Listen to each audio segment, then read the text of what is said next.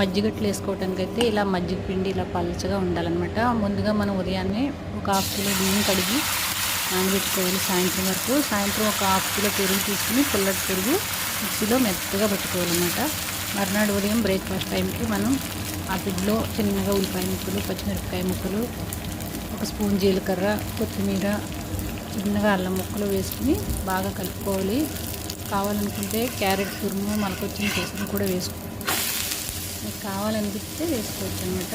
కొంచెం కొద్దిగా ఆయిల్ ఎక్కువ వేసుకుని కాల్చుకుంటే ఇలా సైడ్ అంతా వారన బాగా అంచు క్రిస్పీగా కాలుతాయి.